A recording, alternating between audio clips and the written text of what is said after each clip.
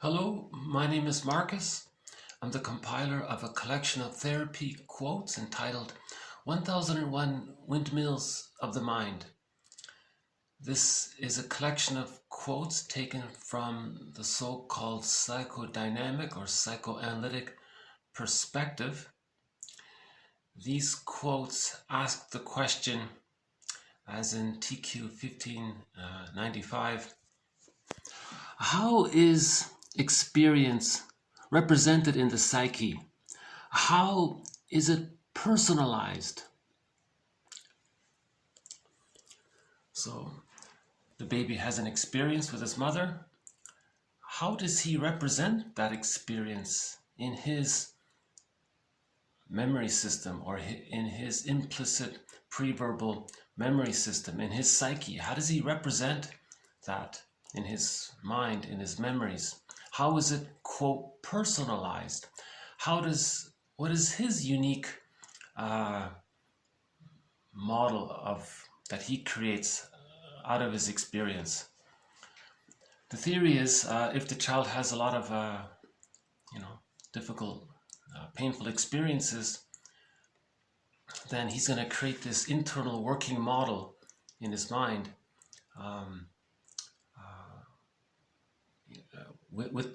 that records these painful memories. And then later on, the psyche may ask the person's own unconscious ego to project some of these memories onto others for the person to know their memories. So when something's repressed, the person doesn't know that it's repressed, but the psyche seeks healing and integration. So it's as if the metaphor is the psyche instructs the unconscious ego to get the person to somehow attribute or think or believe that what's denied in them is seen outward. And the metaphor is that the unconscious ego is holding this little film projector, one of those old reel-to-reel projectors. So the projector is the projectionist is within, the material on the film is within, the projection mechanism, the machine, is within, but the person only sees the image on the screen outward, and he thinks that this outward person or thing has what's within, and the person doesn't realize it. So this is the psyche's attempt to get the person to make the person aware of what's within. So the main quote here is, projection is the means of bringing repressed material to consciousness. So instead of he is such and such, he can say, oh, how am I like that? Or maybe I am that. Right? So when there's repression, it's that psychic pain, mental pain, right? And the psyche's attempt to get the person to be aware, to be conscious of it, so he doesn't feel so painful anymore, so he can own it, he can symbolize it, create a narrative around it, a story. So we have myths and fairy tales, and now we have jargon. Then he can, oh, okay, now he can accept what he couldn't accept as a child, right? So these quotes sort of address this question: how is experience represented in the psyche? How is it, quote, personalized? So we have a thread in this series called the endo-psychic structure, as explained by object relations theorists. Right?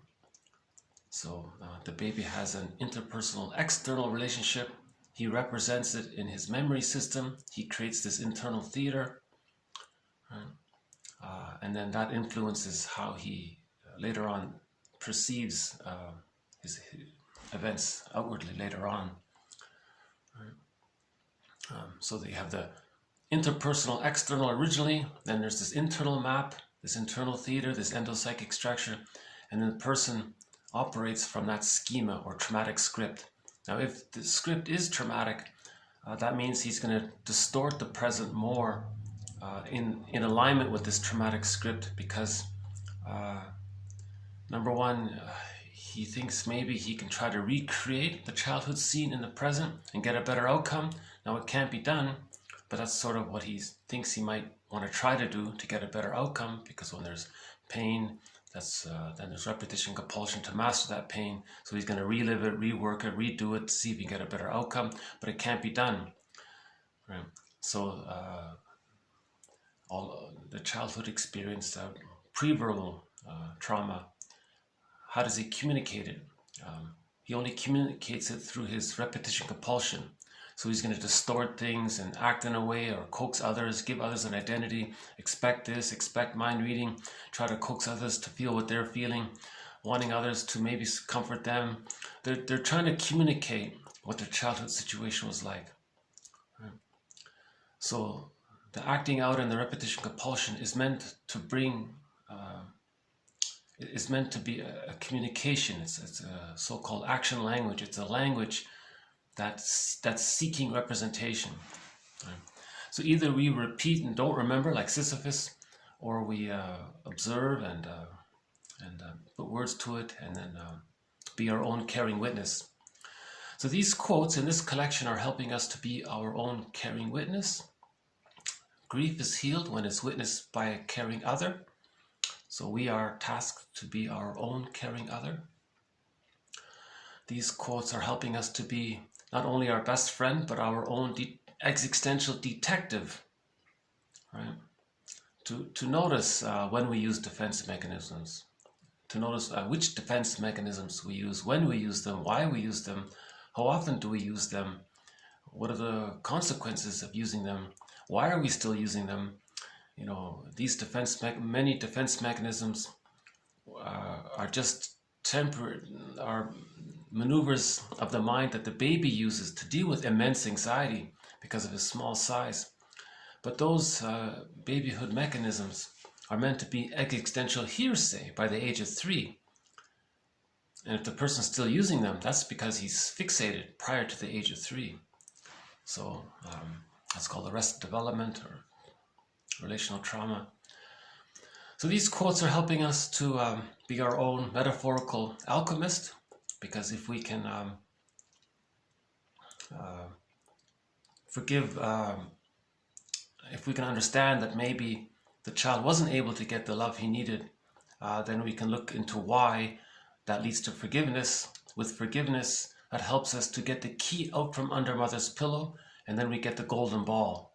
So that's the metaphor of the alchemy. That's covered in TQ 1554, about the metaphor of how, if we can become our own existential, this is helping us to also be our own metaphorical alchemist.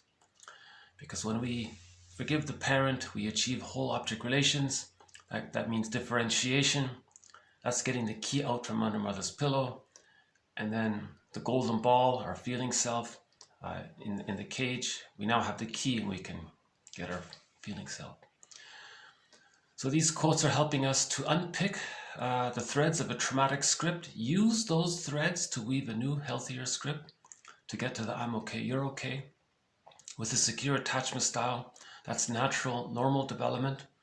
A secure attachment style just means that the love outweighs the disappointments. When the child experiences more love than rejection, by the age of 3, he can see his mother as a whole person who's mostly loving but sometimes frustrating, but that's okay. He can accept the ambivalence. He can accept the ambivalence. That's a key concept right there. If you can get that concept right there, you're getting close to the golden ball, right? Your vitality, your connection to yourself. Now, why might a person not be able to accept the ambivalence of the mother? Well, that this happens when the frustration with the mother outweighs the love with the mother. It's too painful. This is called persecutory anxiety, abandonment depression. No child can hold on to that. So he maintains what's called a splitting defense mechanism. So splitting is a maneuver of the mind, to deal with anxiety. The child feels immense anxiety if the mother's more frustrating than loving. So the child thinks, okay, there must be 2 people here. There's the good mother and there's the bad mother. but he's going to deny that the bad mother is his mother and only think that the good mother is her. Now he's bonded to the so-called rejecting, unavailable mother, but in his hallucination he's going to think he's bonded to the good mother. That's called splitting.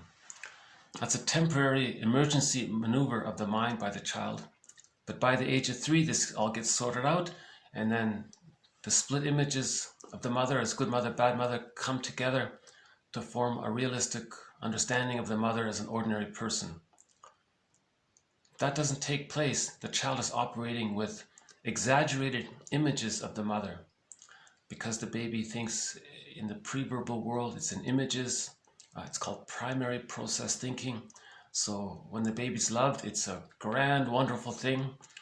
In a myth or fairy tale, that might be represented like a goddess. If the mother is unavailable, the pain is so immense and things are so exaggerated. In the myth or fairy tale, that experience is represented as some kind of bad witch or a frightening animal. So you got goddess and demon. Right? So if splitting is still there by the age of 3, he goes through life with the unconscious perception of something being all great or something being all bad. And he tends to split things that way. He'll think he's all good and others are all bad. So that means he couldn't accept the ambivalence with the mother. Healing is when we face the ambivalence with the mother. To do that, we have to forgive the mother. Well, first we have to consider that we're bonded to the rejecting mother, thinking that we're bonded to the good mother. That's a lie. That lie is understandable for the child. He wants to survive, so he creates this lie. It's called the moral defense, covered in yesterday's video, actually. So if he can accept that he's been lying to himself all along, that in reality he's bonded to the frightening mother, now he has to think, okay, why does that take place? Well, that makes sense. The more rejecting the mother is, the more the baby needs the mother, the more the baby clings to the mother and sticks to her and even becomes just like her, called identification with the aggressor, to have that connection with her. The baby has to have a connection with the mother. That's called identification with the aggressor, covered yesterday and in today's video as well. This allows the baby an attachment to the mother.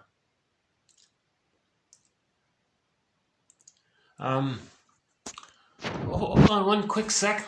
Okay. I must confess, I might need to pause a minute, because I sometimes get a little distracted when by the way, I'm still experimenting with this new venue here. So my normal view got blocked. So I'm still, this is my second time up here. So I still have to work out the kinks and see if I can. A little bad luck for me there. There's a huge obstacle at my other window there. So I'm trying it up here. So I may have to move around a bit.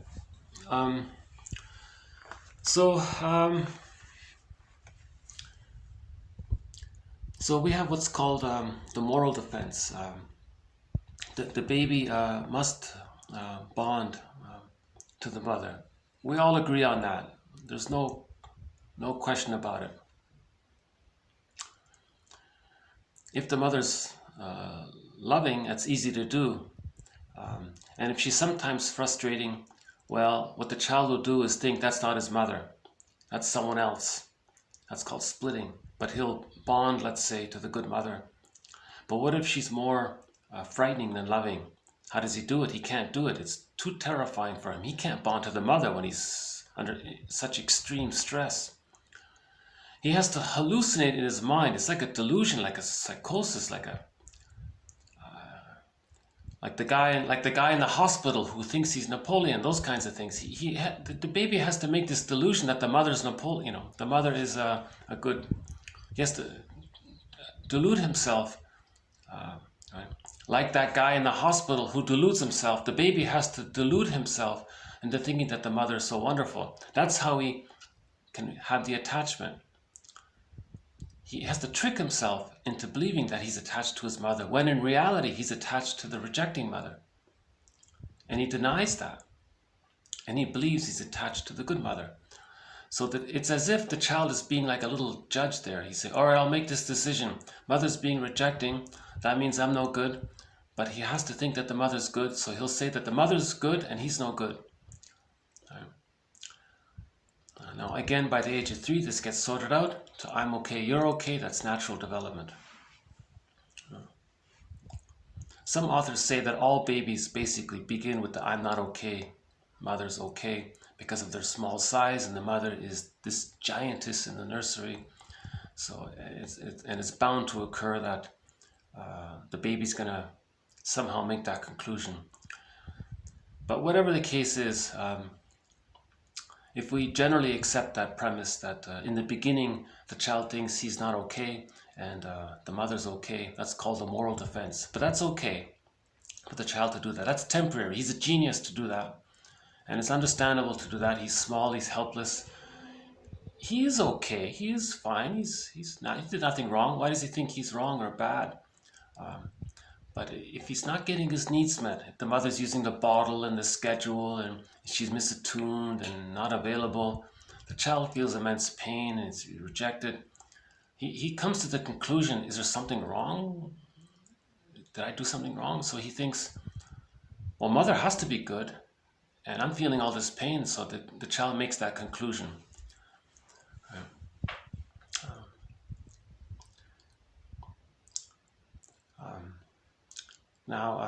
So this is the beginning of the mindset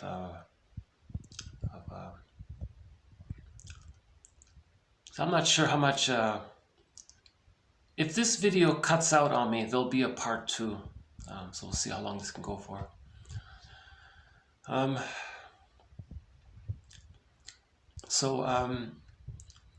By the age of 15 months,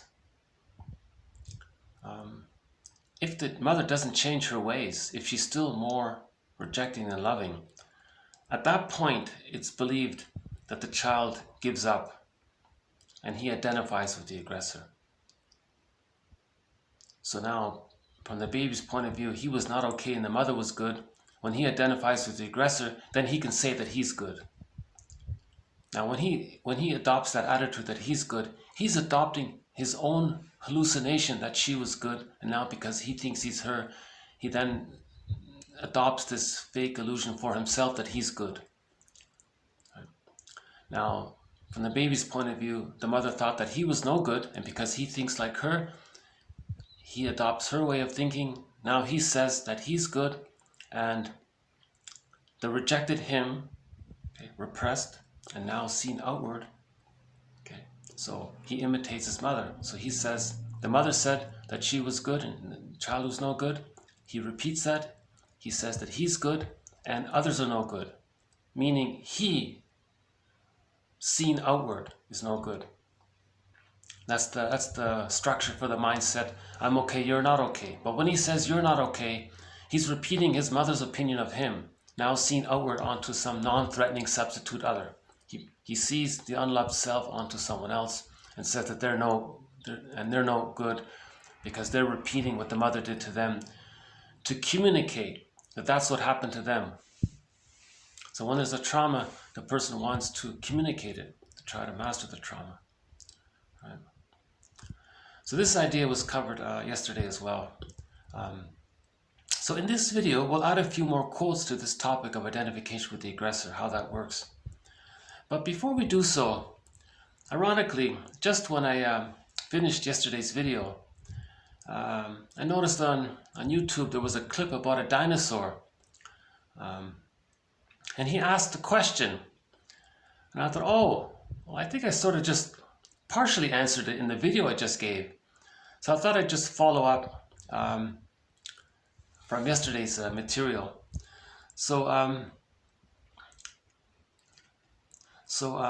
But before we do that, just a quick review about Odysseus.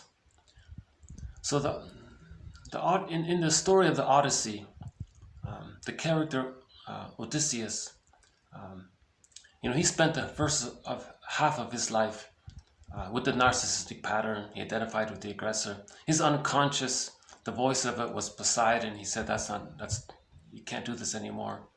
You can't ignore your feelings like that all the time. It's hurtful to yourself. It's hurtful to others. So Odysseus went to the underworld, and he saw a metaphor of how he betrays his feelings. That metaphor is the story of Agamemnon. Then he saw Jocasta. That's a metaphor of him recognizing that his mother couldn't offer him a secure attachment style because she didn't get a secure attachment style, or the recognition that the mother used the child to meet her needs. And in that hell scene, Odysseus saw Sisyphus, and he realized that he was being Sisyphus, meaning Sisyphus means there's trauma and you're repeating things. So when he left that underworld, meaning the metaphor is he recognized how he betrayed himself, how his mother didn't get mother's love for whatever reason, and now because of that trauma he's acting like Sisyphus. So then he carries on with the journey, and the first thing that happens is he runs into the sirens, and the sirens say, "Oh, this journey you're trying to do to get the key out from under mother's pillow," right? So here's the scene here. So Odysseus leaves the underworld, right? So he got the message from Poseidon. He learned about how he betrayed his feelings, how he was like a Don Juan, using the narcissistic pattern, thinking it's all about him, being like Sisyphus. He cried, he mourned for that, and now he's going on with this journey to find himself. But there's this temptation to regress. So that there are the sirens there saying, no, it's too difficult to achieve the psychological birth. Just keep on using those babyhood defense mechanisms. Just, it's simple to say, to keep things repressed and use prejudice and things like that. And he says no, right? I speculate the guy, with the wax in the ears, that could be another version of it. The guy with the wax in his ears, that might mean he doesn't understand what you're talking about. Right? But Odysseus is in that middle phase of, does he go back to his old ways of using the I'm okay, you're not okay mindset? You see, splitting is easy. See, the temptation is to keep on using babyhood defense mechanisms, splitting, projective identification, the moral defense, identification with the aggressor, reaction formation, rationalizations, and other defense mechanisms. Those are easy to use, right? The baby learned them, and why not just keep using them? So the sirens are there saying, just keep using them. Life is easy that way. You're good and others are no good. Simple. He says, no, that's not being a man. That's being a traumatized baby. I don't want to live like a traumatized baby. So he resists that temptation. So in yesterday's video, if I can refer you to the one posted before this one, hopefully it'll appear because it's still up in the cloud. So hopefully it'll get there. So if it's there, please check out yesterday the video posted before this one for more information about the interpretation of myths and fairy tales. Again, myths and fairy tales describe the traumatized psyche. They're true on the inside. They describe this internal theater, this internal representation. So, and then yesterday I found this video clip. It's about 2 minutes long. It's about a dinosaur. So I thought I'll play it here. So let's just play it first and I'll come back and talk about it. So this was posted October 27th, 2021, a couple of days ago.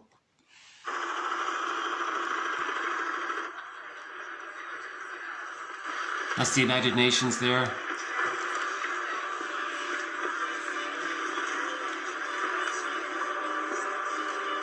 Okay, why don't I start over there? I think I'm a little distracted then.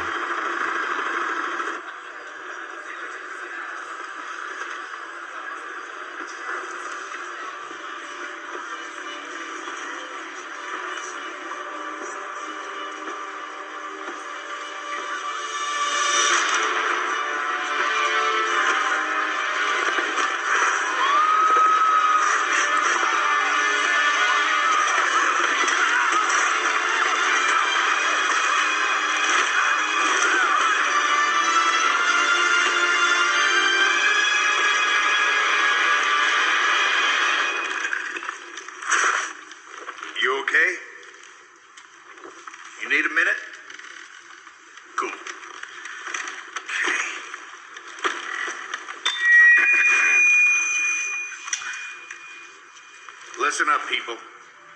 I know a thing or two about extinction. And let me tell you, and you'd kind of think this would be obvious, going extinct is a bad thing. And driving yourselves extinct? In 70 million years, that's the most ridiculous thing I've ever heard. At least we had an asteroid. What's your excuse? You're headed for a climate disaster, and yet every year governments spend hundreds of billions of public funds on fossil fuel subsidies. Imagine if we had spent hundreds of billions per year subsidizing giant meteors. That's what you're doing right now. Think of all the other things you could do with that money. Around the world, people are living in poverty. Don't you think helping them would make more sense than, I don't know, paying for the demise of your entire species? Let me be real for a second. You've got a huge opportunity right now. As you rebuild your economies and bounce back from this pandemic, this is humanity's big chance. So here's my wild idea. Don't choose extinction. Save your species before it's too late. It's time for you humans to stop making excuses and start making changes. Thank you.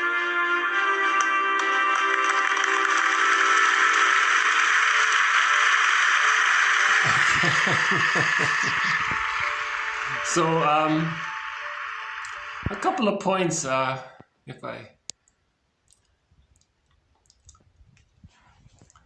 So the message is pretty clear on its own, but let's pause where he asks that question.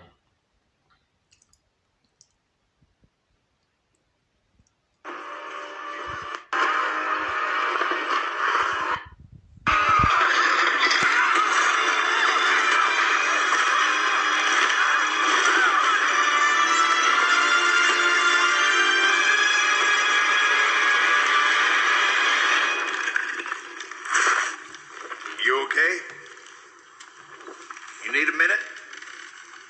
Cool.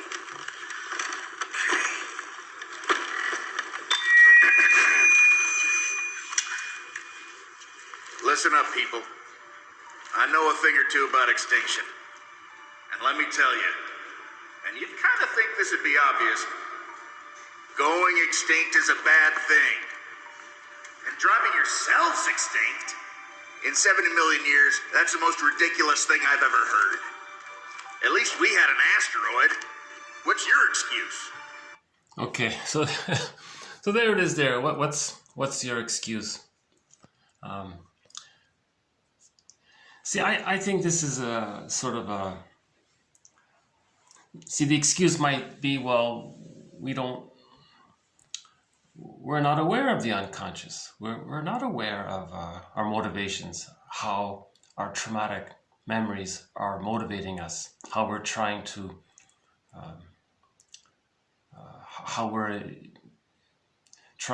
recreate a childhood scene to get a better outcome, but it can't be done. We're not aware of it, or how if we're traumatized, then we're repressed, right? When something's repressed, it's seen outward. That leads to prejudice. When something's repressed, that leads to projection, and then projection is what's behind prejudice and identification with the aggressor. You then adopt a "I'm okay, you're not okay." Well, hold on a second. Sorry about this. I think I need a couple of brief. Here, let's use the plate here. Okay.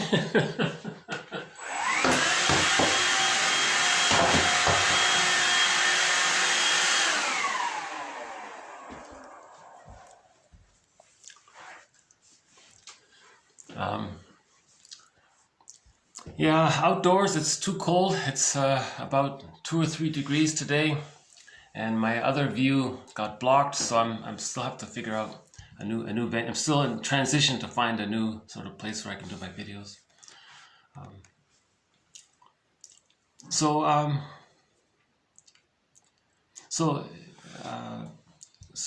So collectively,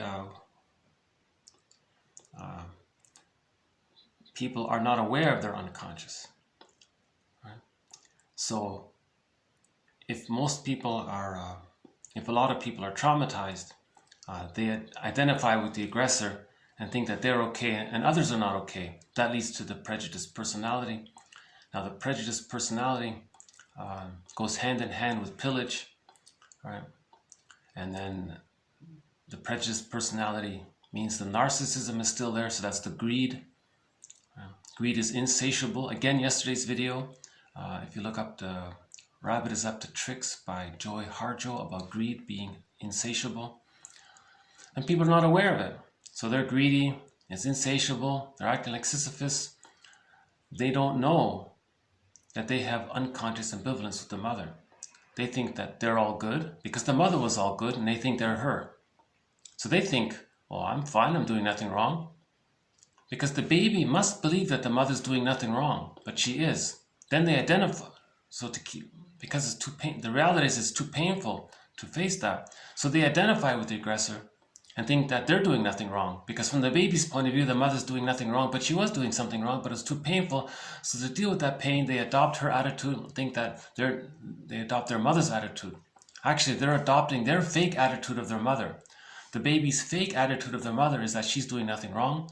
They take that attitude for themselves, and then they say, I'm doing nothing wrong. Now, unconsciously, they're angry at the mother. Right? So, they want to communicate to their mothers in their mind that they were impoverished, that they felt impoverished. So they impoverish others to communicate to their mothers in the mind, look how I'm impoverishing others.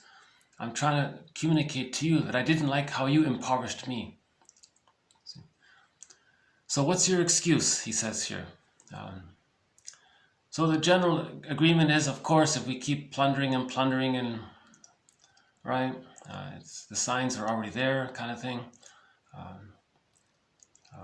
I haven't had any tasty fruits and vegetables in a long time. You know, so food quality is going down, and so it's already, you can see signs of that kind of emergency. Right? But this series is not to talk about those details. So the point is, it's accepted that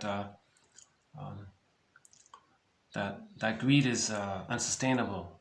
You know, plunder and greed. It's right. So. But what's your excuse? Their excuse is they're not aware that they've identified with the aggressor. They're not aware that they're preserving the splitting defense mechanism. They're not aware that they're in the repetition compulsion of doing to others what their mother did to them, because they're trying to communicate to their mothers in their mind what their mothers did to them. So they're stuck like that. You see, so the internal object relations world influences how we behave externally in the interpersonal world. Right? So the past couple of videos talked about this very difficult topic called identification with the aggressor. It goes hand in hand with narcissism. So we know everything. We have a lot of knowledge about narcissism. The greed and the entitlement, the selfishness. The main emotions are spite, vindictiveness, greed, envy. You know, they only feel good if they put others down. That's the Schadenfreude. They have what's called neurotic pride to fuel the false self. The false self is the identification with the aggressor. So when they put others down, they feel proud. Pride. They feel proud. It's called neurotic pride by Karen Horney. And that's their identity. And they're not aware of all this. Right? They're in a kind of a solipsism kind of thing. So that would be the excuse, right, for all this. We're damaging ourselves, right, with all this. So this the past two videos and now this video are mainly about identification with the aggressor. And I think this sort of answers this question.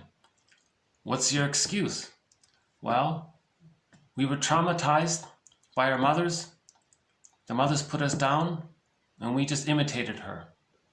And like Sisyphus, we're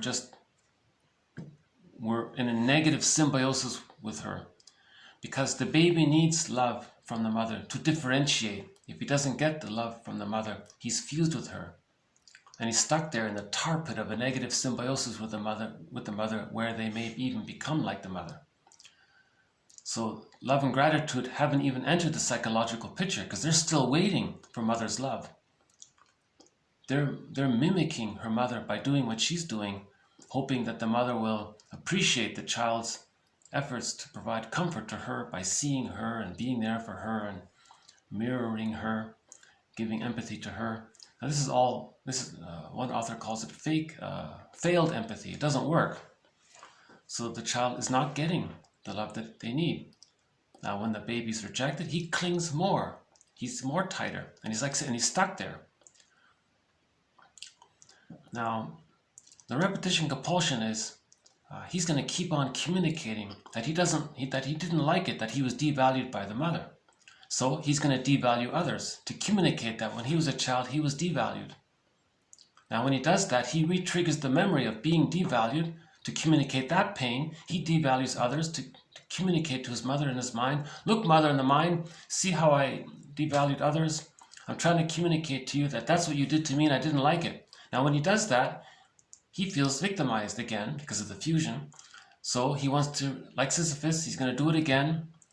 Right? He'll devalue someone else to communicate to his mother in his mind that he didn't like how she devalued him, and the child is the person is communicating this through their actions, through their behavior. They're dramatizing.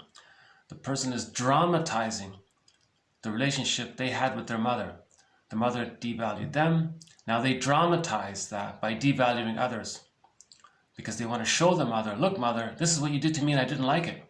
Now every time he does this, he re-triggers the memory of the mother devaluing him. Now he feels hurt again. Now he wants to communicate that to his mother in his mind. So he can say, look, mother and mom, I'm going to do it again. I'm going to devalue others to communicate to you that that's what you did to me and I didn't like it. When are you going to get the message? Now this is a secondary delusion. The mother in the mind is not going to change her ways. She's now a phantom. It's just a memory. But it's as if the fantasy would be the person hopes that the mother in the mind will say, oh, I get it now, I see. And then somehow magically travel back in some kind of time machine back into the nursery. The person morphs back in time to when they were a baby in the original childhood home. The phantom links back to the actual mother, who may not even be around anymore. She's brought into the time machine. She's back now in the nursery, and she's feeding the child properly, meeting the child's symbiotic needs to be mirrored, needs to be seen and accepted. That changes the history, that changes the past. They hop back, so now they morph back to themselves. They hop back in the time machine and come back to the present. The person feels healed. Now he doesn't have that psychic pain anymore. But it can't be done, we know that. But the person is sort of crying for something to happen like that. He's trying to heal. Now Bergler says, of course he doesn't believe he can accomplish that. What he's doing is he's trying to communicate in the only way he knows how to communicate, that he has such a kind of a fantasy. The person is saying, look, this is the fantasy I have. I have this fantasy that we go back and we change because it's so painful, and I'm repeating and I'm showing you in my repetitive behavior by mimicking you. You put me down, now I put others down to show you that you put me down. And he's caught like Sisyphus like this. Yeah. So this is the excuse. What's your excuse? Right. The excuse is people listen to the sirens. The sirens say, oh, reading these quotes, reading the psychoanalytic perspective, this psychobabble, I'll put it down, right? Because it questions the false self. Now remember, the false self is only there to protect the true self temporarily. The false self is not meant to replace the true self. Right? But in identification with the aggressor, that's what happened. So I've tried to explain this point in the past couple of videos. I don't think I can perfectly explain it in one go. I feel like I'm stumbling a little bit.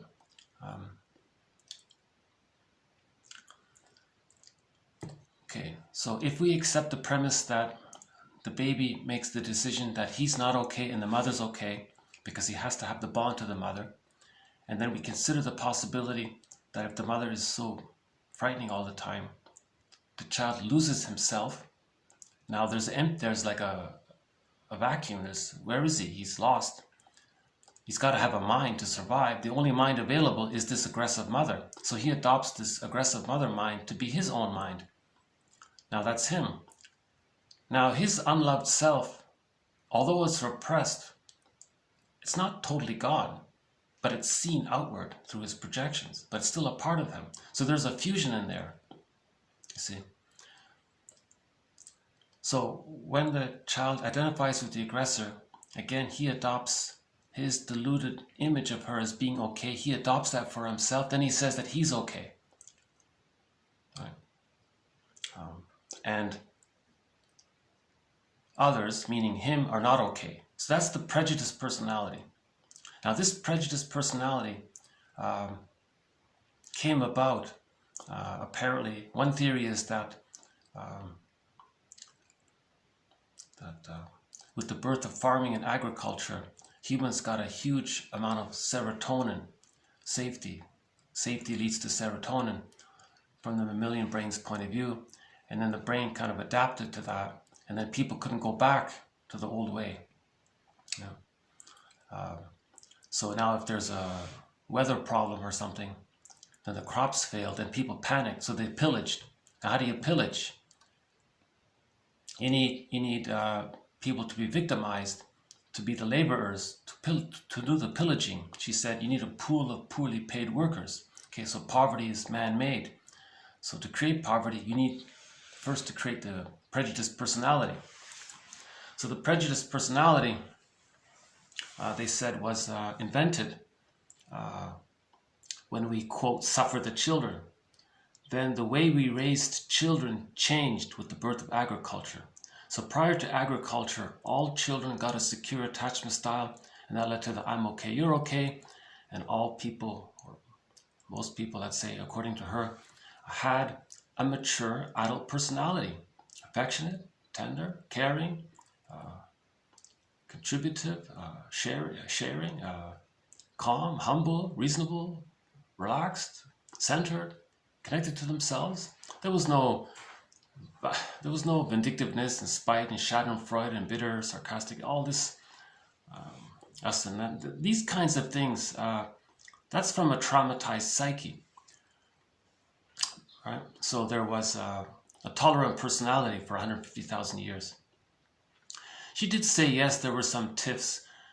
If one member of a tribe took the wife of another, there was some little individual things, but there was no overtly, nothing was too extreme, you know.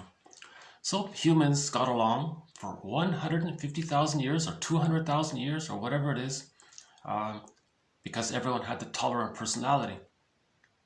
So we have that joke, we can all live like nomads, where I nomad at you and you nomad at me, because everyone had a I'm okay, you're okay.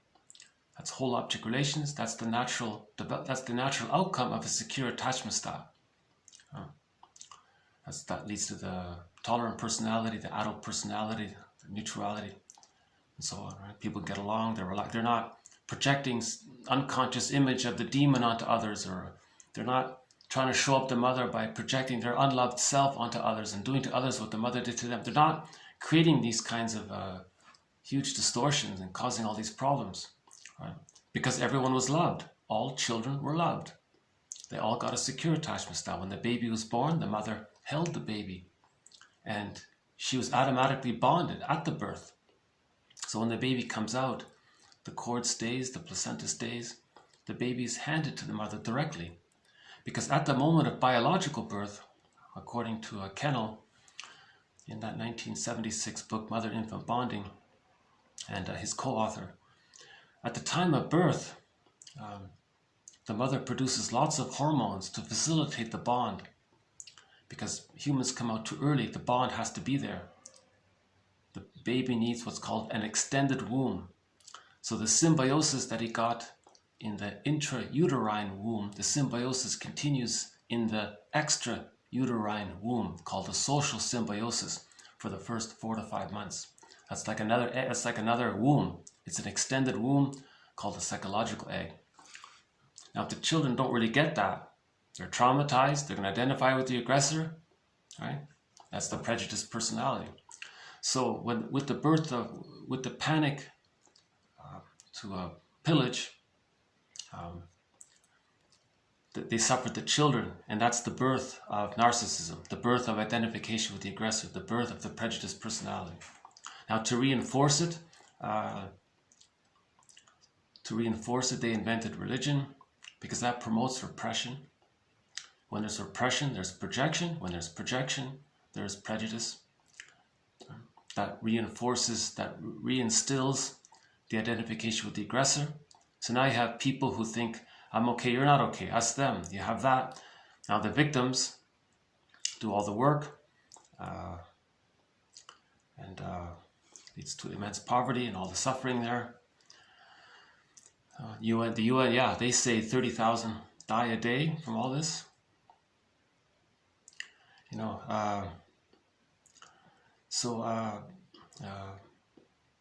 because in the prejudiced personality, the narcissistic pattern, the main emotions are greed, hate, envy, spite, vindictiveness, schadenfreude. If they didn't get any of their symbiotic needs met, it's all power and control to get others to be surrogate mothers. So the baby's image of the mother is the breast, an inexhaustible flow of goodness. That's the original understanding of goodness and creativity and love and acceptance. The baby didn't get that. It was a negative symbiosis. It was traumatic. So he's chasing for a good experience with the mother. So anything that's symbolic of goodness, he wants it all in. But it can't metabolize after the age of 5. It doesn't work. And so on. I won't. So we have a thread in this series on greed, one on envy, one on vindictiveness, one on schadenfreude. We have a thread on the narcissistic pattern, one on the hostile provocative attachment style. If the baby doesn't get any of their symbiotic needs met, all they know is power and control. Their main objective is to find lackeys to mirror them. Now, no one can do it, so the next best thing is to force them. Then they have a negative symbiosis. The baby would rather have a negative symbiosis with the mother than no symbiosis. So the persons with the bully pattern or the hostile provocative attachment style, they're looking for others. They're going to try to force a connection with them. And the victim will be unhappy, but the aggressor thinks, well, finally, he's got a mother. It's a bad mother, but it's better than no mother. The baby would rather have a bad mother than no mother. That's the bottom line. So if the baby doesn't even get any mother, later on, he'll search for a bad mother, meaning his lackeys are the bad mother. They're there at his beck and call. They do what he says, but it never converts into a good symbiosis. He never gets the love he needs. That's you see. So Bergler says that he created this negative symbiosis. He's communicating to his mother in his mind. Look, mother in the mind, I aggressively got others to respond to me, and you ignored me altogether. So I wanted you to respond to me. Even if it's negative, it's better than nothing. So that's trauma very early on, as discussed in previous videos. Usually what happens is the baby is caught in the tar pit of a negative symbiosis. See, the bully pattern is worse off. That's why they're more aggressive and belligerent and more rude and all that, because they're trying to force a negative symbiosis onto others. Those with the narcissistic pattern, they already have a negative symbiosis, and they're stuck there and they're angry. Yeah. So, so those two types in particular, and inverted versions of those types, the Iago character and the closeted one, and other patterns around that time, they all have the prejudiced personality. So he says there in the UN, what's your excuse? Well, we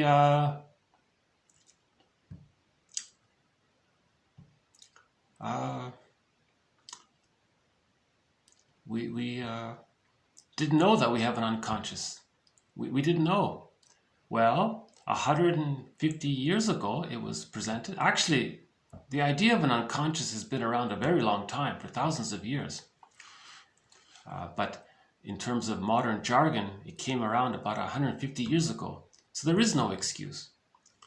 That's why he's saying, what's your excuse? There shouldn't be an excuse. You know about the psychoanalytic perspective, right? There's a whole body of literature around it. One easy way to enter into the psychoanalytic perspective is the Enneagram. You can start with self-help, and then that reaches a limit. Then you bridge into the psychoanalytic perspective. Okay?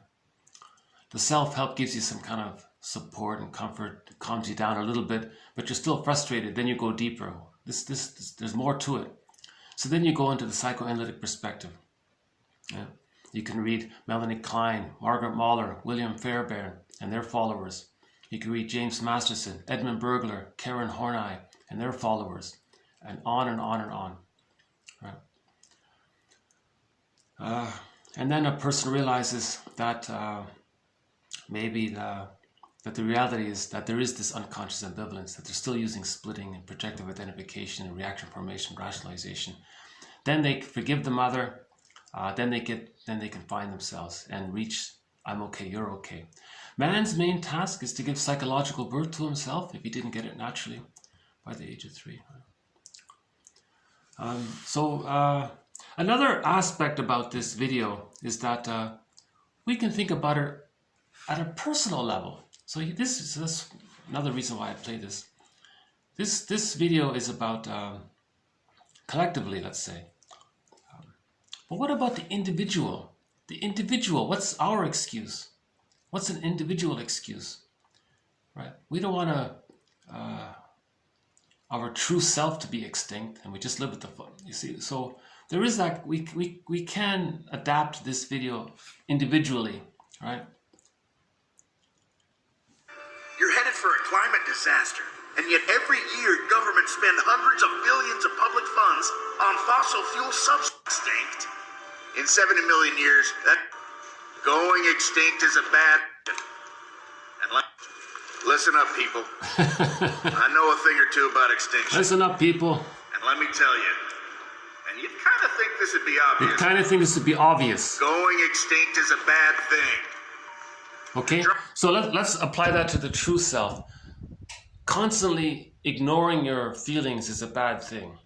Being like Agamemnon. Remember in the Odyssey, Agamemnon was seen in that hell scene. So there's no need to do it. The baby needed to sacrifice his true self to survive. But that's because the baby had no motor skills, no verbal skills. He couldn't flee, he couldn't protect himself. There was no escape. He had to disassociate and repress and adopt all of these gymnastics in the mind. But that's temporary. Yeah. Now, it's up to us later on to fix all that, right? So that's the moral revolution. We have to heal ourselves. It's not the baby's fault he got all mixed up in the mind like that. But we individually, it's up to us to look at that and to unpick that traumatic script and then use those threads to weave a natural, healthy, normal script. Bring us back into who we really are. Right? That's what we're talking about. So, okay. So maybe I'll just leave it at that. So this, I think to some degree, this video can be applied individually. But maybe I'll follow up on this another time. I'm tempted to play a song here. All these songs are showing up here. Okay. So before we go on with identification with the aggressor, maybe I'll just take a little look here. How we doing out here? Yeah, actually it's a nice day. You know, it's too bad, right? You know, it's yeah.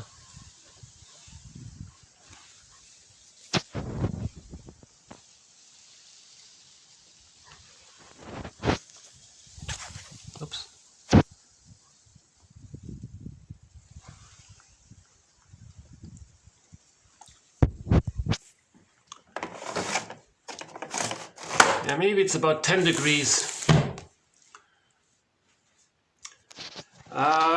Okay. If the weather's like this tomorrow, I'll try to do the next video outside. I'd much prefer doing them outside. You get to see the seal. You get to see the seal and the heron. Sometimes the Canada geese. And it's fun. I love doing the videos outdoors. So maybe I'll try it again.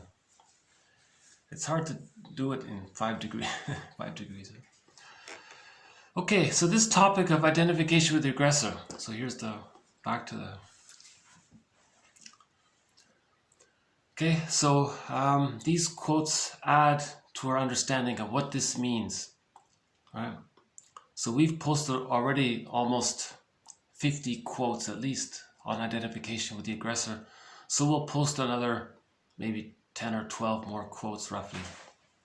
Okay, let's begin. Identification with the aggressor is a term coined by Sándor Ferenczi in his early theory of trauma, 1932-33. Ferenczi emphasizes that one of the most destructive aspects of the mechanism of identification with the aggressor is precisely this: the assumption of responsibility by the child for his own abuse, which allows for the maintenance of the abuser as a benign and benevolent object. Okay, so that's a symptom of the trauma. A symptom of trauma. Ferenczi started this idea back in 32. So this idea has been around for almost 100 years. Yeah, 90 plus years. Yeah, 90. Yeah, 90. 89 years. Next year it'll be 90 years. So this idea has been around for almost 90 years. So what's our excuse? What's the excuse? It's right here. It is right here. Right? Ferenczi's saying it. That a symptom of trauma is we identify with the aggressor. Okay. Now the child has to have the connection. In order to have the connection, the child must think that the mother is good, that she's a benign and benevolent. Right? That the mother's good, and because he's being unloved, he concludes that he's bad. So Fairbairn calls that the moral defense. Right? Okay, another aspect of it, identification with the aggressor, a concept which one author says encompasses both the original external traumatic event and its intra-psychic lasting imprint, as well as the intra-psychic and intrasubjective compulsive repetition of it. Right? Okay, so this adds a little more information about it. This concept, identification with the aggressor, it encompasses both the original trauma with the mother and the resulting everlasting intrapsychic imprint. And because of that, when there's trauma, there's the repetition compulsion around it. So that's the Sisyphus. So if a person has the narcissistic pattern, like Sisyphus, he's going to continue to act like the narcissistic pattern until his mother changes her ways. But she's not going to change her ways because she's just a ghost. Yeah. The child's identification with the aggressor is in the service of warding off feelings of powerlessness and vulnerability by activity that produces a sense of mastery and control. Okay. In yesterday's video, he called it a fake or a fantasized or a diluted sense of mastery and control. The child is not truly mastering the pain, because if he did master it, he would get mother's love. But he's not mastering it, but he deludes himself into thinking that he's mastering it. So a person with a narcissistic pattern is in this solipsistic fantasy delusion that he's mastering the pain of not getting his mother's love by imitating her. And he thinks he's mastering it. That's the person's defense against persecutory anxiety, abandonment, depression. Okay. So he thinks he's mastering the trauma with his mother by doing to others what she did to him. It's an illusion. It's his own. He's living in this fantasy. And he's stuck there. But his positive intention is to communicate his distress. He's trying to communicate what his childhood was like. Now, if he's doing that, that's a clue that he's bonded to the rejecting mother. Now he's got to go on the journey to forgive her. Right? like the Odyssey. Exploring Ferenczi's concept of identification with the aggressor. Well, let's look at the role of trauma and how this is related to the dissociative mind. Okay, when suffering is turned into a dreamlike state by employing autoplastic abilities in mimicry via regression into a state of happiness that existed prior to the trauma. Now, this is a challenging thought. This is a tough one here. I'm going to have to come back to this one. She says whenever there's trauma, there's going to be some level of disassociation. So the person is in a bit of a trance. Person with the narcissistic pattern, solipsism, that's his trance, right? So when there's trauma, she's saying here, he's going to mimic the mother. That means he's regressed to the symbiosis with the mother. So he's still in that mother-baby fusion there. And that's the closest thing he can get to happiness, to be bonded to the mother and maybe even try to bond to her before she abused him. While he is abused by the mother, he's going to maybe regress to the time when he wasn't abused by her. So that's all a dreamlike state doing all this. All right. That's a tough one. I'll have to look that one up later. All right, next one. Okay, persecutory anxiety or abandonment depression is often guarded against by identification with the aggressor. So that's pretty clear cut, right? This persecutory anxiety is defended against by identification with the aggressor, right? So it's so painful for the baby to feel all of this persecutory anxiety. So what he does to soothe himself is to identify with the aggressor. He makes his mother's mind to be his mind, right? And then he acts like her.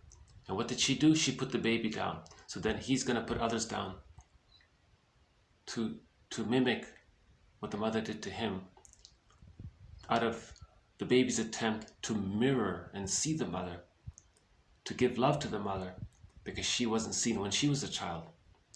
So that's sort of the positive intention of it all, right? So the baby's trying to save mother, right?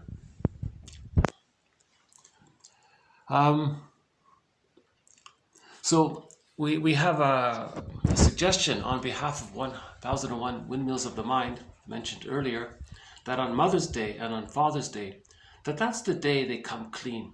They write letters to their adult children talking about those first 3 years. Next one here, he unconsciously enacted his relationship with mother and unconscious identification with the aggressor, in which he became the excoriating shamer of others. So the mother shamed him, then he shames others. That's what he means, right? Okay, again with this talionic idea here. Identification with the aggressor. The client fears that they will behave like those who traumatized him.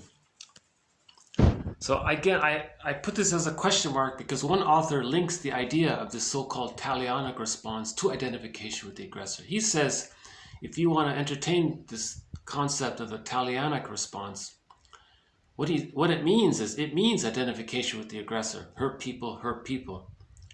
But he's going to hurt his mother, but he can't hurt his mother.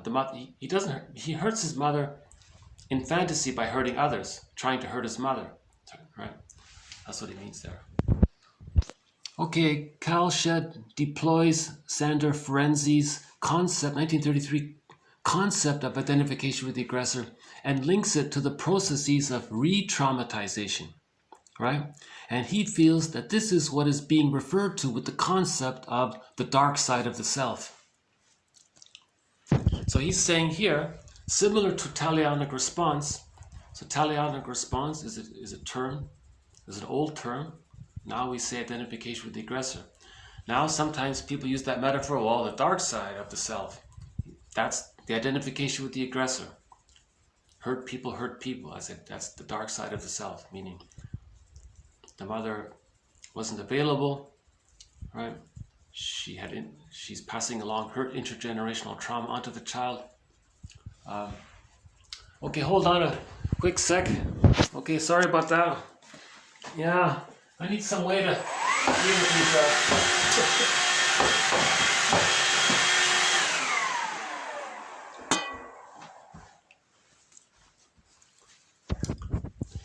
Yeah, I don't know how these flies get in here so quickly.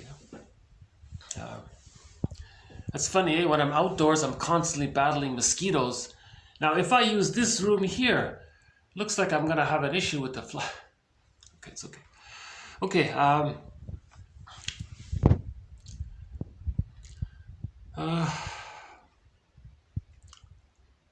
okay, let's do the next one here.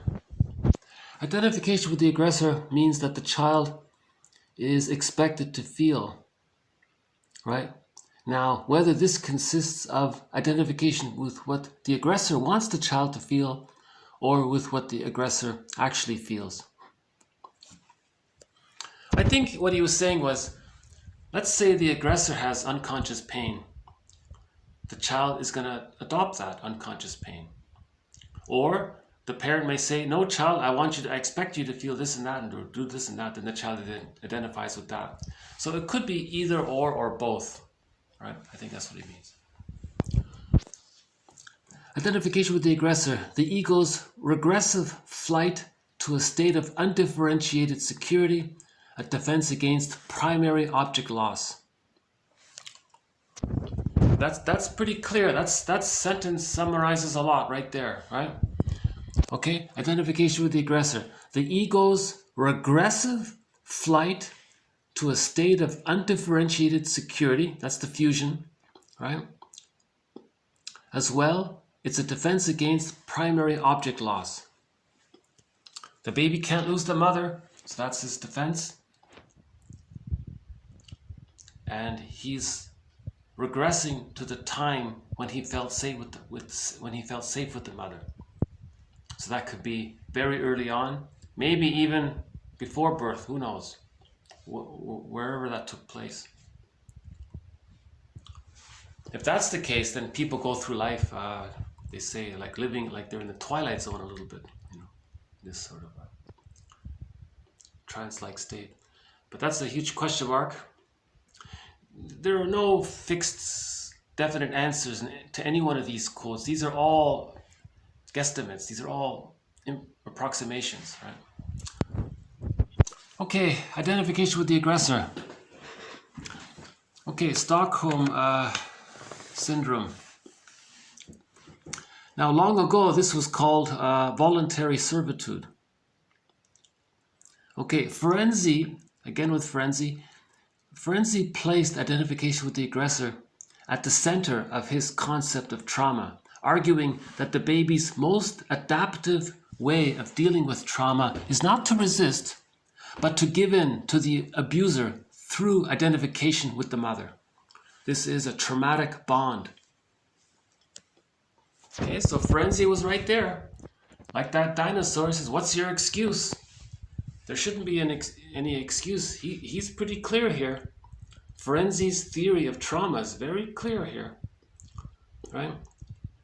The baby cannot resist the mother. The baby can't fight. He can't speak up. He can't shield himself. He can't express himself in a way to get the mother to back off. He can't. He has no motor skills. He can't resist. So the baby says, the only way to deal with this pain is to, in my mind, be just like her. And if I'm her, and I join her in hurting me, then I'm connected to the mother. And that's how he preserves his attachment to the mother. That's yesterday's quote. It's as if the baby says, look, mother, I'm going to do what you're doing. You're hurting me, now I'm going to hurt me. See, we're the same. We're on the same team here. Can we get along? I'm just like you. I'm connected to you. I'm mirroring you. We're a team.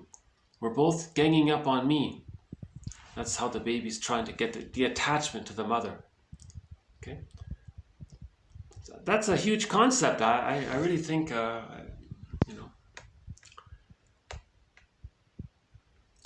couple of more. Okay, Drumgoole's identification with this woman is in some ways an identification with the aggressor that serves as a mechanism of defense against the other person's aggression. Right? Now, she wrote a novel. This woman, Drumgoole, wrote an autobiography about her victimization. And she said here, finding linguistic relief in the act of telling.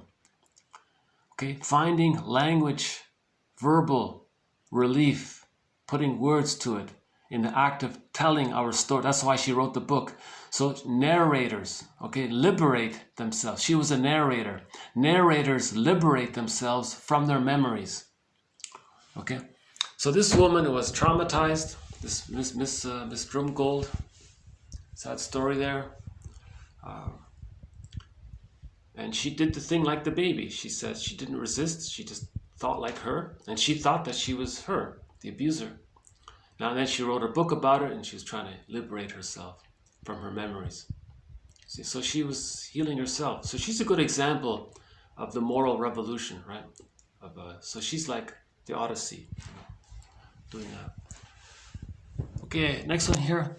There are links between identification with the aggressor and intra-punitiveness. Okay, this elucidates the phenomenon where the child joins his or her parents in attacking himself.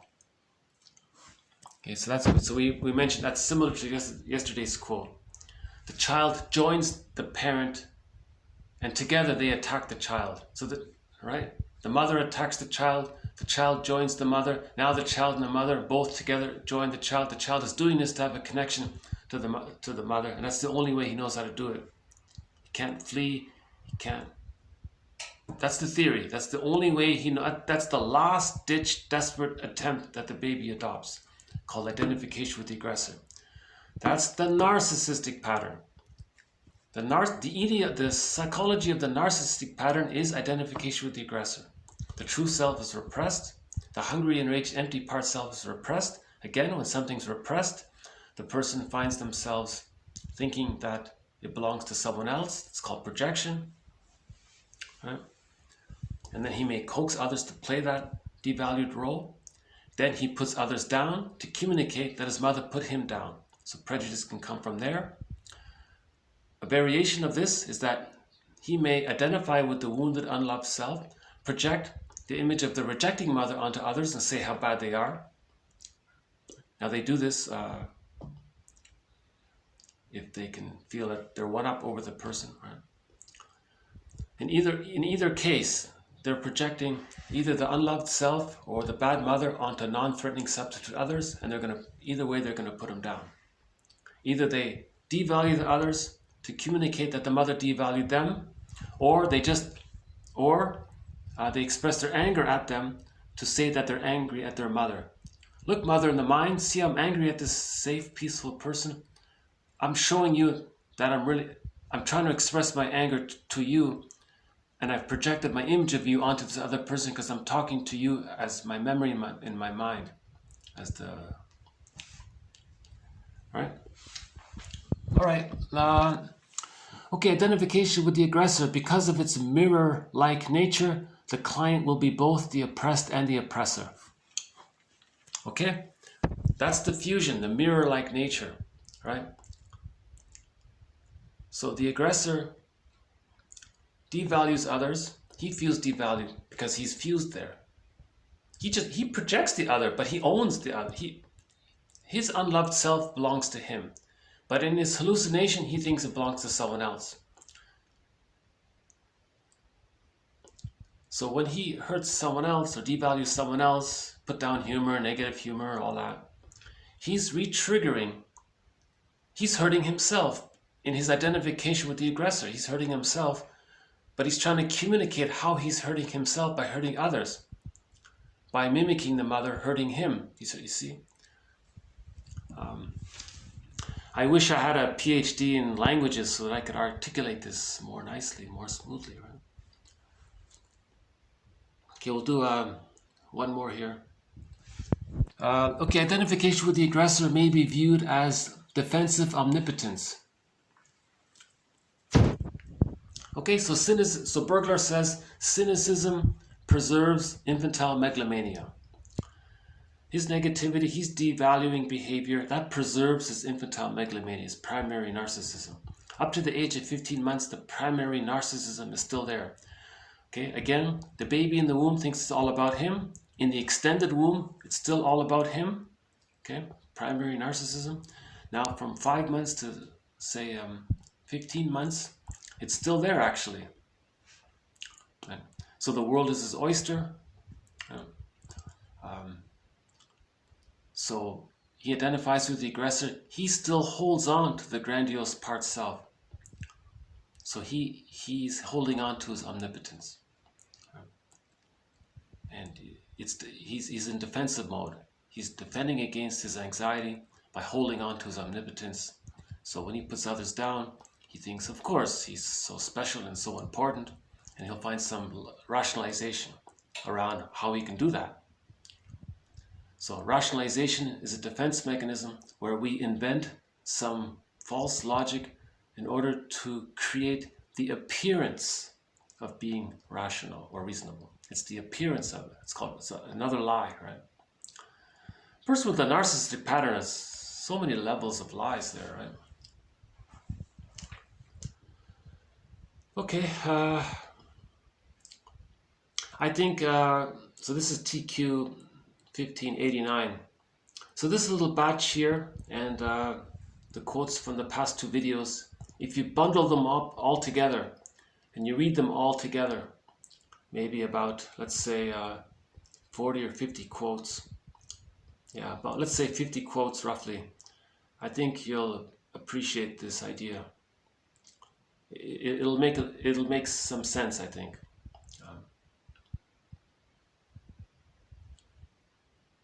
I wish that dinosaur in the video there said, hey everybody, order 1001 Windmills of the Mind. All you have to do is make a donation of any amount that you want, and you'll get the complete collection of 1001 Windmills of the Mind. Over 1,500 quotes. Right? 1,500 quotes from the psychoanalytic perspective. Then there's no, then we're healing, right?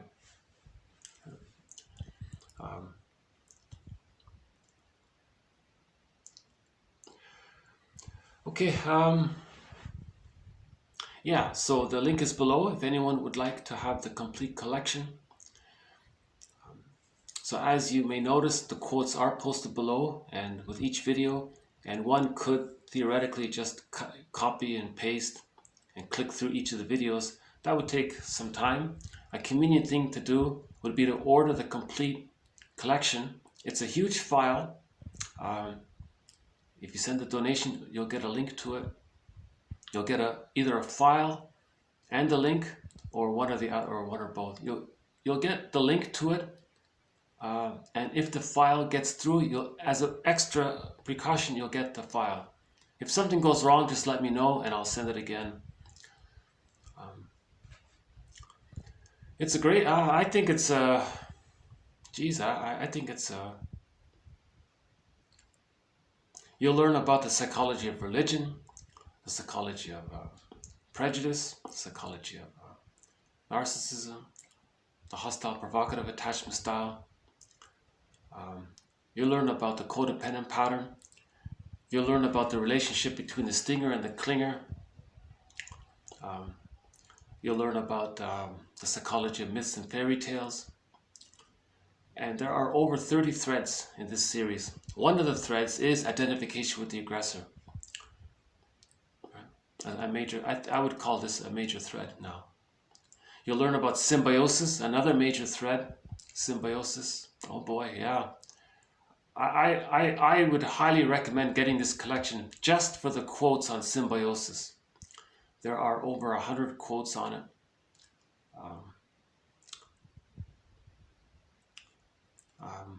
If you're interested in the psychology of a religion, for example, I think this has the best collection of quotes on the psychology of religion from the psychoanalytic perspective.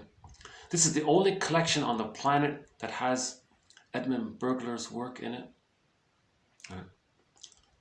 Edmund Bergler is the most prolific author of psychoanalysis direct into the English language, and we've included many of his best quotes and ideas in this collection. So this is a valuable collection. I think, you know, like they say, for the price of a cup of coffee, you can have a, you know, you can have a lot of material to help you develop basic trust. I think these quotes give us the basic trust we need to get the key out from under mother's pillow, from which we can then get the golden ball. Yeah. So these quotes can help us to be our own alchemist. Okay, we'll do, let's see, 2 quotes on something called undoing.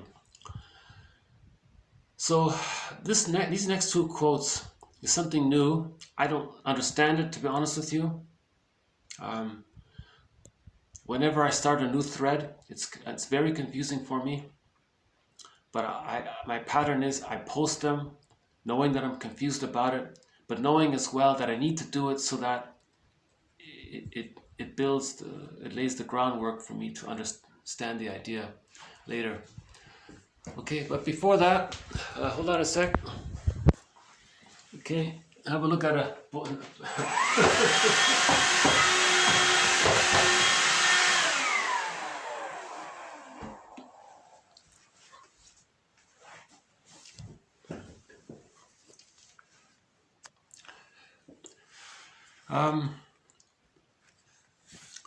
now, when I first heard this term undoing, I kind of always assumed it meant magical thinking.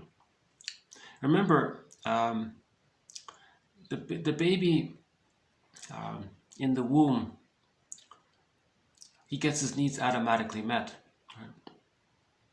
Now, when he's born, he may have the thought that he has a need, and his mother's attuned, and it gets met. That's called omnipotence of thought. If the baby has a need, he might make a gesture. He might make like some movement. Oh, the mother gets the message and she meets the baby's need. That's called omnipotence of gesture. This is all part of the magical thinking. The baby thinks he's a little magician, a little sorcerer, right? Now this gets resolved by the age of 15 months. The cloak of narcissism is dissipated, it's let go. Right? But if there's trauma before the age of 15 months and he's stuck there, he's still using omnipotence of thought and gesture. He thinks that he can think something and it can come true or something. Or if he makes some little gesture, you know, I don't know, you know, Bergler says, you know, people at the casino, they like to roll the dice in a certain way. They're going to make this little magic gesture, thinking that if they do it this way, they're going to win. They're going to increase their chances of winning. Like they're engaging in sort of this omnipotence of gesture, this omnipotence of thought. We're not talking about any kind of logical calculation that he's going to improve his odds. He's just in this magical thinking. If I do it this way, maybe this will work. So I thought undoing was sort of, I think, yeah, it's partially this, but there's more to it. So the one sad example, of course, is, you know, I'll just mention it briefly. You know, I'm posting this video in the year 2021, and this is the year when people are starting to realize about some of the painful things that were done to indigenous people, and so that's painful. Well, maybe some people don't want to feel that pain, so they have a wish. They want that feeling to go away. So they might make some magic thought or some magic gesture, and then it'll go away. That's called undoing. So a person might do some little token thing and thinks it'll magically go away. It doesn't, but that's they're operating from. So that's called undoing. This term, poorly chosen term. In general usage, you want to undo something, we understand it. But in this psychoanalytic jargon, this undoing means using your magical thinking to accomplish the opposite of something. So you did something, you don't like it, do some little gesture and it'll go away. Like wave a magic wand and it'll go away. So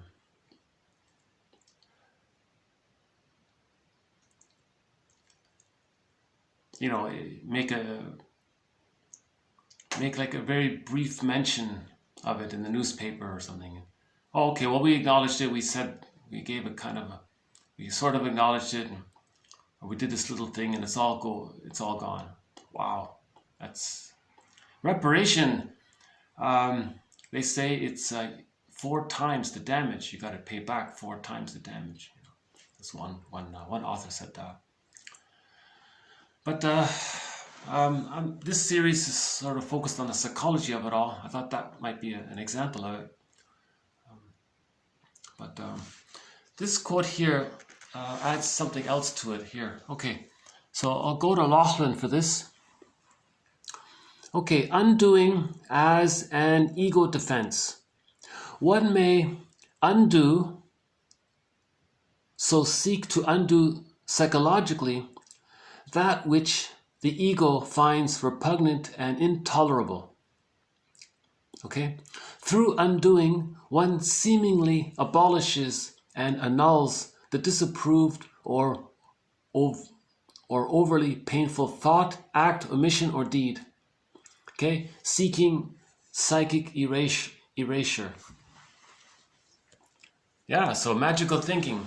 He wants to use like a magic eraser and take away his bad feelings, or take away the fact of that he did something bad in the past, or that he's connected to something bad in the past or something. Right? So the person did something he doesn't like. He thinks maybe if he can do another little thing, it can take it away. So this idea is called undoing. Right? Through magical thinking, through the omnipotence of thought. Okay? For example, so here's Laughlin's example about it. Okay, for some persons, the suffering of a hangover serves to, psychic erasure, serves to help wipe the slate clean. In this type of undoing, the discomfort and pain is unconsciously employed to erase or undo the self-disapproval and whatever, quote, wrong has resulted. It is as though the more suffering, the better one may regard himself for what happened the night before. Now, in this sequence, seemingly paradoxically, the more one suffers physically, the better he will feel emotionally. For some, the drinking bout and its consequences are abolished and atoned for through the morning after malaise, a hangover. While this is not common, this sequence might psychologically serve to help bring on or increase the symptoms of a hangover.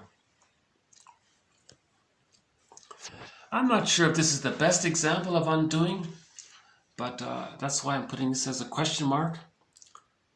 He says here, let's say the person drank too much. The next morning, he feels bad. He thinks, well, if he feels bad, this emotional suffering will take away, will magically undo whatever wrong he did the night before by drinking too much, and he didn't do his homework or whatever. So he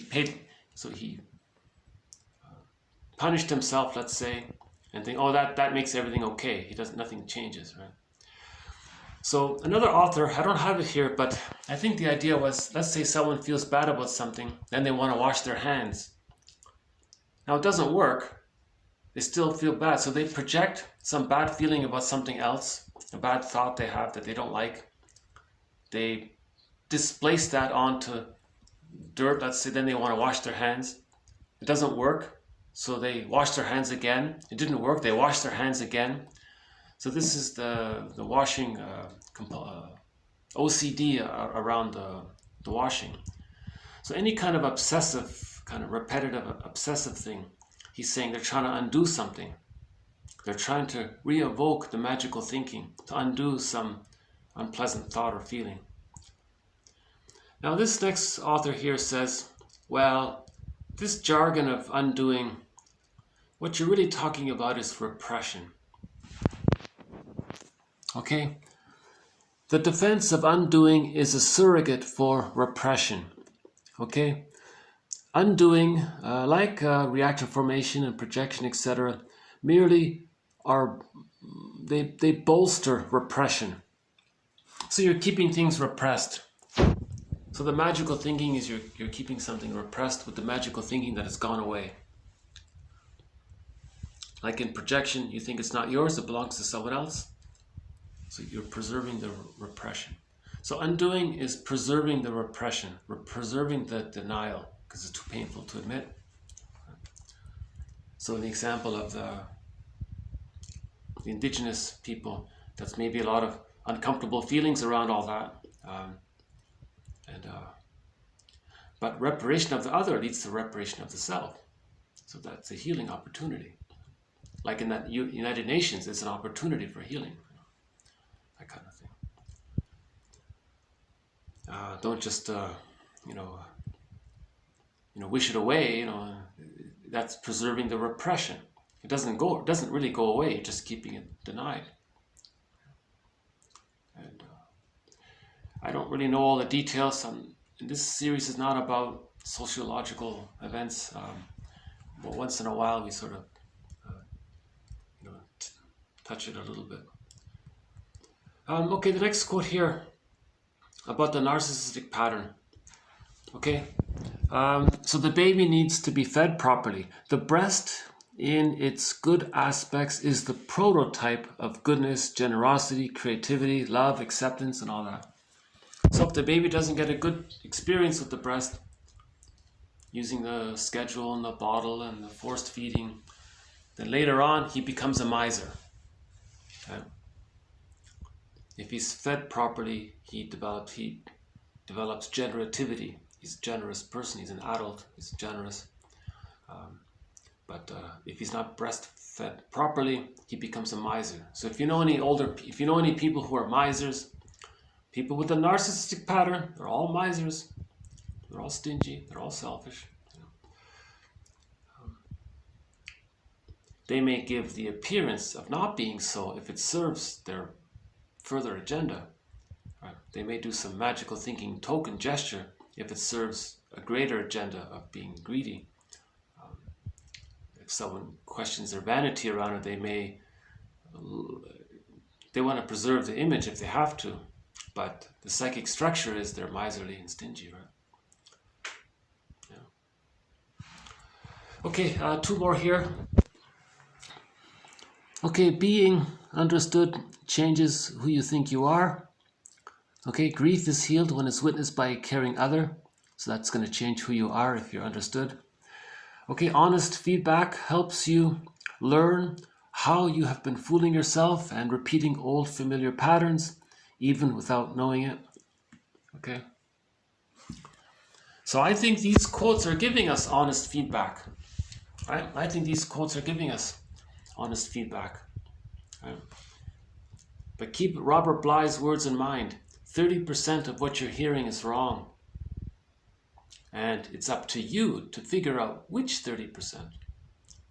But I would say that there's a good portion of these quotes, hopefully the majority of these quotes are offering honest feedback.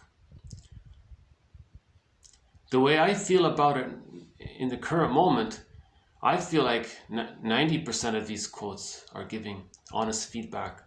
I would say maybe 10 quotes I don't know about, like this undoing here. I don't understand this undoing one, what they really mean by that. the washing, the obsessive compulsive, is a magical thing. What are you trying to say here?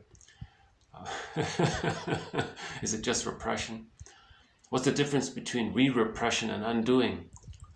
Do you mean just magical thinking? Why don't you just say magical thinking? There's an omnipotence of thought. So I'll still dig into that one. So I think these quotes are giving us honest feedback. I say that because sometimes I'll tear up with some of these quotes, or I'll have a dream about it. That's a sign, right?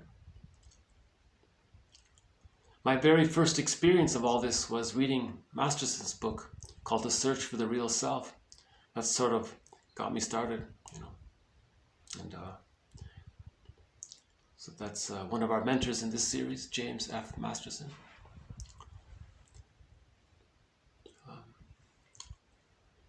Okay, the last quote here, the one we started off with. Psychoanalysis asks, how is experience represented in the psyche? How is it personalized? So how do we personalize our experience? Because everyone's going to have a little variation of it. We all have a lot in common, but we all personalize it.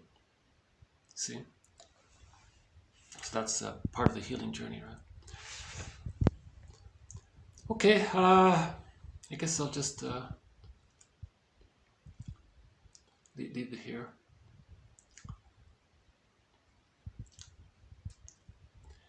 Yeah, that United Nations one, it was a little interesting.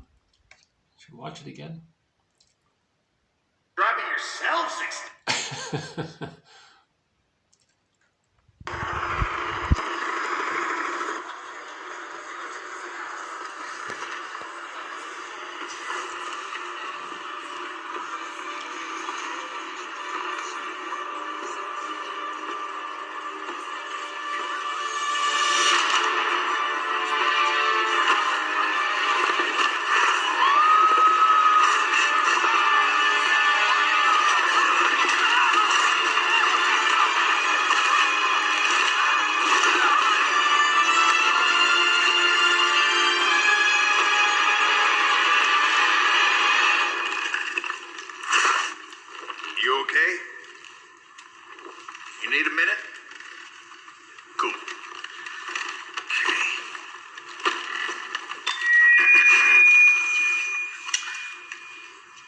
Listen up, people. I know a thing or two about extinction. And let me tell you, and you'd kind of think this would be obvious, going extinct is a bad thing. And driving yourselves extinct? In 70 million years, that's the most ridiculous thing I've ever heard. At least we had an asteroid. What's your excuse? You're headed for a climate disaster. And yet every year, governments spend hundreds of billions of public funds on fossil fuel subsidies. Imagine if we had spent hundreds of billions per year subsidizing giant meteors. That's what you're doing right now. Think of all the other things you could do with that money. Around the world, people are living in poverty. Don't you think helping them would make more sense than, I don't know, paying for the demise of your entire species? Let me be real for a second. You've got a huge opportunity right now. As you rebuild your economies and bounce back from this pandemic, this is humanity's big chance. So here's my wild idea. Don't choose extinction. Save your species before it's too late. It's time for you humans to stop making excuses and start making changes. Thank you.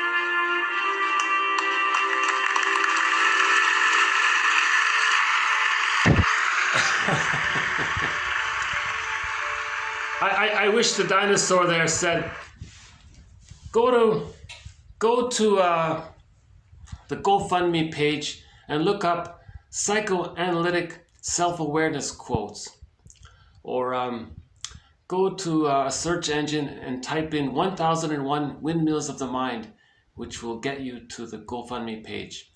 Get those quotes, okay? They will help you to understand how they will help you to understand yourself, right? Then you can heal yourself. Then you can disidentify with the aggressor. You can disidentify with the aggressor and be yourself, and then you get to the I'm okay, you're okay, right? And then the greed ends. So that movie there is about greed, right? Just blind greed. So we can end the greed. So we've heard it many times, right? There's plenty for everybody's need, but not for everybody's greed. But not for everybody's greed. So this movie is about greed. He's saying, "What's your excuse? Why are you being so greedy all the time? What is this greed?" So if you want to understand greed, get this collection, 1001 Windmills of the Mind. We have a thread specifically on greed, and this topic of greed always automatically pretty much comes up whenever we talk about the narcissistic pattern. Yeah. The narcissistic pattern. He didn't get that good experience at the breast there, right? He didn't get that goodness. So he feels that's a trauma. He wants to master that trauma. So he's going to try to get it. Now, how can he try to get it? He can't get it. So his greed is a communication to communicate how he wish he had it. Greed is just a communication to express to himself how, and to his mother in his mind or to others, how he wish he could have had a good breastfeeding period, right, during the first year, right, or whatever. So his greed is a communication. Yeah? He's chasing a phantom.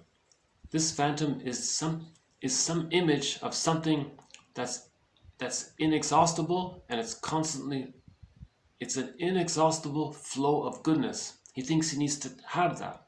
If the child does get fed properly, he's satiated, he's satisfied, it's internalized, it becomes part of his psychic structure. He doesn't need, so he's fine that way, right? If he doesn't get that, he's looking for that. Now he projects something that's symbolic of goodness. Money, of course. So money and mother share the same root word in Latin, right? So money means mother. Yeah? Mater leads to material, leads to matter, leads to material. Material leads to things. Material and money. Somehow, someone explained. I think Woodman explained it, that the money traces back to the root word of mother, right? In that phrase, alma mater, abundant mother, good mother or something, right? Wonderful mother or something like that. The matter is the mother, right? So people go to school, that's their good mother. So that matter links to the material, and then material goods, so to get the goods, and from there to money, I'm not sure, but somehow they're linked. Yeah. So something that's symbolic of mother is money and material goods, right?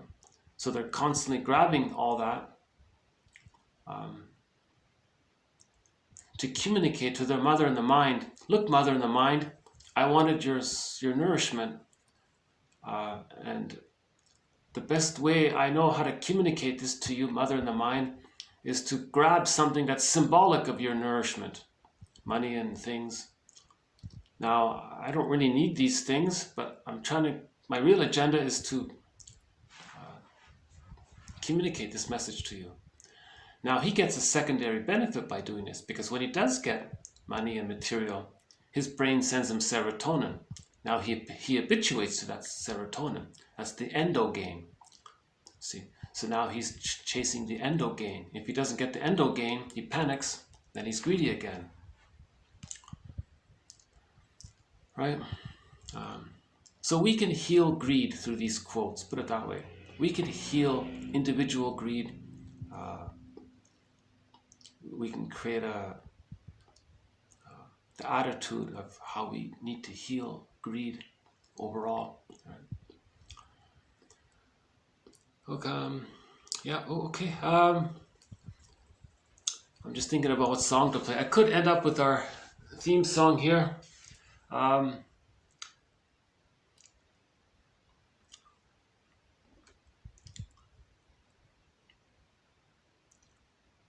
See, if I play here's a cover song of there's like a band, not a famous band, but he played a cover song of Amanda, Boston's Amanda. I've never played this one here, so maybe just for something different, we'll end up with the song here. Amanda. We're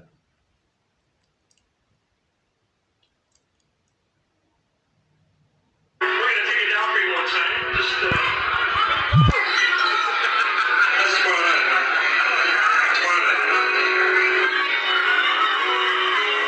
We haven't done this song in a long time. A little while. This is a cool song. I like this tune personally because, as you guys know, I was part of a Boston tribute band in Los Angeles for 2.5 years. During that time, I traveled country and played a lot of shows. And at one point, went to Cambridge, Massachusetts, and I got the opportunity to meet. Spent a great deal of time on my trip right now. It was the lead singer of Boston. That's right. That was a great guy. He really was. He was one of these guys that would give you the shirt off his back. He did it on 20 times. And unfortunately, I got to him a couple years ago. He took his own life. And the boy singing Singing in My Dreams is one of my favorite singers in the whole world. So, I haven't done this in a while. You know what? I'll tell you what we're going to send this one to Mr. Graham from Boston. Let's do peace, my friend.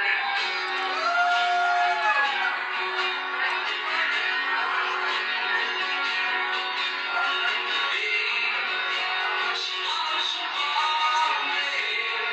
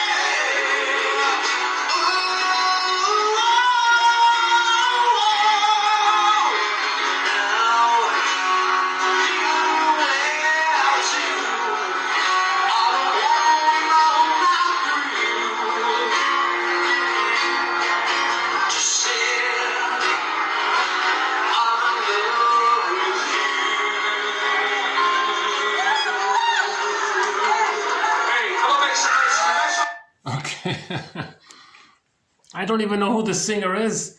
On YouTube it's called Brother. It's a cover band called Brother, but there is no other information about them. But that's a pretty good cover version of the song Amanda.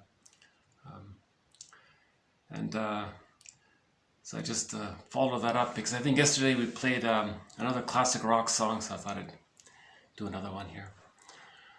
So I'll close up with our theme song here. This is Katja Epstein's German rendition of the song Windmills of the Mind. This is the theme song to this series. And this series is actually named after this song.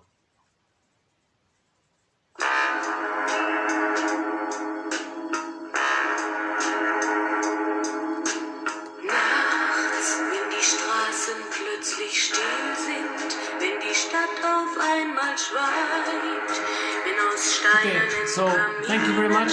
This has been TQ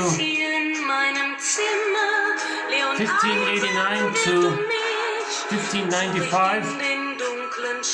We added a bunch of quotes on this difficult, challenging topic called identification with the aggressor. This term was coined back in 1932 by Ferenczi in his efforts to explain his theory on trauma. The baby deals with the anxiety by fusing with the mother and being just like her and acting just like her. So so I tried to present I tried to expand on this topic here. So identification with the aggressor, we covered it today in this video. We also covered this topic in yesterday's video and the video before that. I think this is a key concept. It's really a key concept, because the goal is to get the key out from under mother's pillow. But if you think you are the mother, you first have to differentiate yourself in order to do that. That means you gotta recognize that you're overly bonded to the mother. Now, then you recognize, why is a person overly bonded to the mother? Well, then you recognize because she was so unavailable. That's why you're overly bonded. Now you're upset about that. That's Orestes. And then you forgive her. So these quotes help us to forgive the mother by understanding her, how she was caught in her existential dilemma. So we have a thread on intergenerational trauma, which helps to explain that. We have a thread on the insecure attachment style that helps to explain that. Then we begin to differentiate from the mother. Okay, now we can get the key out from under mother's pillow and get the golden ball.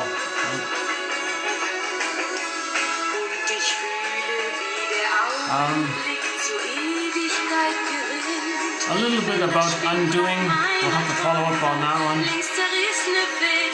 Honest feedback helps you to learn about how you have been fooling yourself and repeating old familiar patterns without knowing it.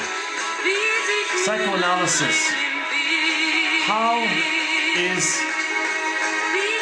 Ask the question, how is experience represented in the psyche?